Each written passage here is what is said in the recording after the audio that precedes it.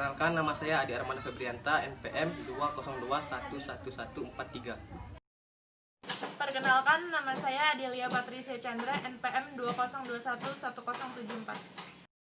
Perkenalkan, nama saya Aditya Haryanto, NPM 202111196. Perkenalkan, nama saya Agus Saputra, NPM 20211175. Perkenalkan, nama saya Aldi Reza, NPM 20211218. Perkenalkan, nama saya Arya Ardinata, NPM 20211194. Perkenalkan, nama saya Brimo Zairawan, NPM 202111176. Perkenalkan, nama saya Fajarudin Yusuf, NPM 20211100. Perkenalkan, nama saya Ilham Syahjaya, NPM 20211181. Perkenalkan, nama saya Kenny Ayu Putri, NPM 20211119. Perkenalkan, nama saya Marsanda Putri, NPM 202111174. Perkenalkan, nama saya Melayasa, NPM 202111202. Perkenalkan, nama saya Putra Octavia, NPM 202111205. Perkenalkan, nama saya Langgareka Pratiwi, NPM 20211107. Perkenalkan, nama saya Wendri Ardra Kurniawan, NPM saya 202111146. Hukum acara pidana, istilah hukum acara pidana apakah sudah tepat apabila dibandingkan dengan istilah hukum proses pidana atau hukum tuntunan pidana dengan menggunakan istilah straightforward yang berarti menjadi tuntunan pidana bulannya. Straightforward pidananya yaitu acara pidana karena istilah dipergunakan oleh Kementerian Kehakiman Belanda pada saat pembentukannya undang-undang diberadakan ditingkatkan parlemen karena meliputi seluruh prosedur pidana. Ada 3 pendapat tentang apa itu hukum acara, yaitu 1. Menurut Andi Hamzah, istilah hukum acara pidana dalam bahasa Inggris adalah criminal procedure law. Dikiranya tidak tepat dibandingkan daripada istilah untuk digunakan dalam pengistilahan hukum acara pidana. 2. Menurut Wirjono Projodikoro sebagai berikut. Hukum acara pidana ialah peraturan yang mengatur tentang bagaimana tata cara alat penangkapan perintahan dalam melaksanakan tuntutan. Memperoleh keputusan di pengadilan oleh siapa keputusan pengadilan itu harus dilaksanakan. Jika ada seorang dan sekelompok orang yang melakukan perbuatan pidana. 3. Menurut Mulyatno, arti hukum acara pidana ialah keseluruhan ketentuan yang terkait dengan penyelenggaraan peradilan pidana serta prosedur penyelesaian suatu perkara pidana, proses pelaporan dan pengaduan hingga penyidikan serta upaya penuntutan dan pemeriksaan di sidang pengadilan hingga lahirnya suatu putusan hakim di pengadilan dan melaksanakan suatu putusan pidana terhadap suatu keputusan pidana. Pembuktian. Kitab Undang-Undang Hukum Acara Pidana tidak memberikan pengertian tentang pembuktian, tetapi hanya memuat jenis-jenis alat bukti yang sah menurut hukum yang terdapat pada pasal 184 ayat 1 Kitab Undang-Undang Hukum Acara Pidana. Ada 2 pendapat yang menyatakan tentang pengertian pembuktian. Yang pertama, menurut Andi Hamzah, ia mengatakan membuktikan merupakan sesuatu usaha untuk memperoleh pengakuan dari terdakwa dalam pemeriksaan yang menenteramkan hati hakim yang meyakini ditemukannya kebenaran material. Yang kedua, menurut Projo Hami Jojo, ia mengatakan membuktikan adalah maksud dan usaha untuk menyatakan kebenaran dari suatu peristiwa yang diterima akal terhadap kebenaran dari peristiwa tersebut. Dapat disimpulkan bahwa pembuktian ialah suatu peristiwa pidana telah terjadi dan terdakwa yang bersalah melakukannya, sehingga harus bertanggung jawabkannya. Bila ditinjau dari segi hukum acara pidana, ada beberapa pedoman sebagai berikut. Yang pertama, penuntutan umum bertindak sebagai aparat yang diberi wewenang mengajukan segala upaya untuk membuktikan kesalahan terdakwa. Yang kedua, terdakwa mempunyai hak untuk kelemahan pembuktian yang telah diajukan penuntut umum sesuai dengan isi undang-undang. Yang ketiga, hakim harus benar-benar mempertimbangkan kekuatan dari pembuktian selama pemeriksaan persidangan. 3. Satu saksi bukan saksi atau umum testis nullus testis. Prinsip ini terdapat pada ketentuan pasal 185 ayat 2 KUHAP yang berbunyi sebagai berikut. Keterangan seorang saksi saja tidak cukup untuk membuktikan bahwa terdakwa bersalah terhadap perbuatan yang didakwakan kepadanya. 4. Pengakuan terdakwa tidak menghapuskan kewajiban penuntut umum membuktikan kesalahan terdakwa. Prinsip ini lawan dari prinsip-prinsip pembuktian terbalik yang tidak dikenal oleh hukum acara pidana yang berlaku di Indonesia. Menurut terdakwa saja tidak cukup untuk membuktikan bahwa dia bersalah melakukan perbuatan yang didakwakan kepadanya, melainkan harus disertai dengan alat bukti.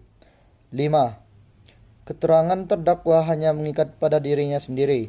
Prinsip ini diatur sebagaimana pasal 189 ayat 3 KUHAP yang berbunyi, keterangan terdakwa hanya dapat digunakan terhadap dirinya sendiri.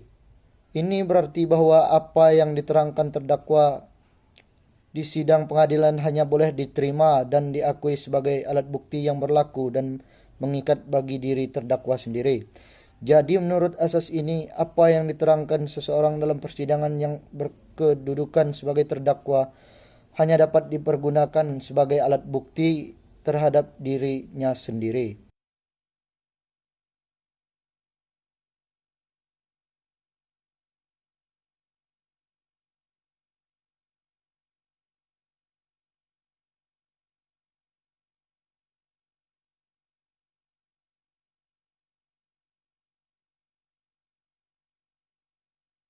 Di sini saya akan menjelaskan fungsi dan tujuan hukum acara pidana. Tujuan hukum acara pidana sangat erat dengan tujuan hukum pidana, yakni untuk menciptakan suatu ketertiban, ketentraman, kedamaian, keadilan, dan kesejahteraan masyarakat. Secara singkat, fungsi dari hukum acara pidana adalah untuk mendapatkan kebenaran secara material, putusan hakim, dan pelaksanaan keputusan hakim. Selain itu juga, hukum acara pidana bertujuan untuk mencari dan mendapatkan atau setidak-tidaknya mendekati kebenaran secara material. Mencari kebenaran secara material merupakan tujuan hakim acara pidana. Tetapi usaha hakim dalam menemukan kebenaran secara material itu dibatasi oleh surat dakwaan jaksa. Berikut ini 3 fungsi hukum acara pidana, yakni 1. Mencari dan menemukan kebenaran. 2. Pemberian keputusan oleh hakim. 3. Pelaksanaan keputusan. Dari ketiga fungsi tersebut, hal yang paling penting adalah fungsi mencari kebenaran, di mana setelah menemukan kebenaran yang diperoleh dari bukti-bukti yang dipertunjukkan, maka hakim akan sampai pada putusan. Hukum acara pidana memiliki beberapa fungsi, yaitu fungsi represif dan fungsi preventif. Fungsi represif dalam hukum acara pidana adalah adanya upaya untuk menegakkan ketentuan pidana dan melaksanakan ketentuan dalam hukum pidana. Sementara itu, fungsi preventif dalam hukum acara pidana adalah untuk pencegahan dan upaya untuk mengurangi tingkat kejahatan. Asas hukum acara pidana. Asas-asas yang berlaku dalam hukum acara pidana.